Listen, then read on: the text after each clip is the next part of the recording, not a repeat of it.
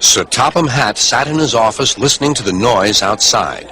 The passengers were angry. The station master came in. "There's trouble in the shed, sir. Henry is sulking. There's no train, and the passengers are saying this is a bad railway." "Indeed," said Sir Topham Hatt, "we cannot allow that." He found Gordon, James, and Henry looking very cross. "Come along, Henry. It's time your train was ready." "Henry's not going," said Gordon. "We won't shunt like little tank engines. That was Thomas's job. We're important tender engines. You fetch our coaches and we will pull them. Tender engines don't shunt." "We'll see about that," said Sir Topham Hatt. "No engine on my railway is too important for small jobs." And he hurried away to find Edward. The yard has never been the same since Thomas left to run his branch line, he thought sadly. Edward was shunting.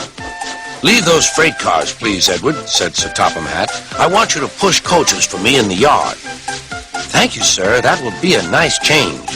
"That's a good engine. Off you go, then."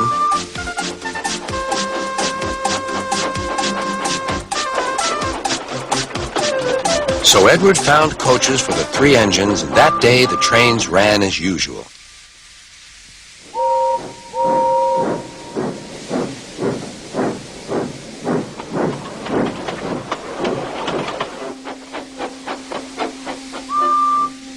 But next morning, Edward looked unhappy. Gordon came clanking past, hissing rudely. "Bless me," said Sir Topham Hatt, "what a noise!" "They all hiss me, sir," answered Edward. "They say tender engines don't shunt, and last night they said I have gray wheels. I haven't, have I, sir?" "No, Edward, you have nice blue ones, and I'm proud of you. Tender engines do shunt, but all the same, we do need another tank engine here." He went to a workshop, and they showed him all sorts of engines.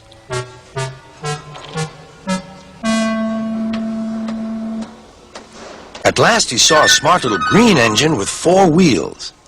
"That's the one," he thought. "If I choose you, will you work hard?" "Oh, sir, yes, sir." "That's a good engine. I'll call you Percy." "Yes, sir. Thank you, sir." And Sir Topham Hatt brought Percy back to the yard. "Edward," he called, "here's Percy. Will you show him everything?" Percy soon learned what he had to do, and they had a happy afternoon.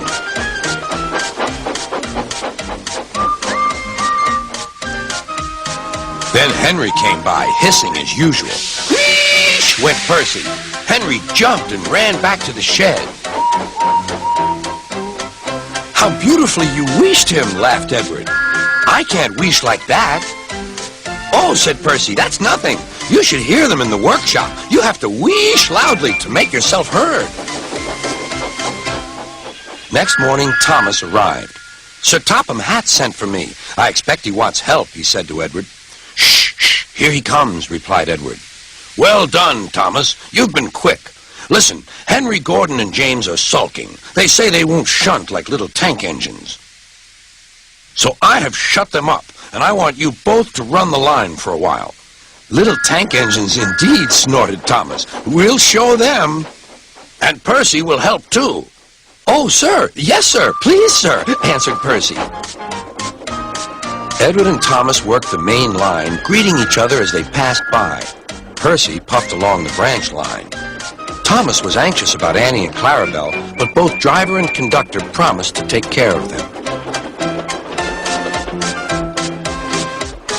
There were fewer trains, but the passengers didn't mind.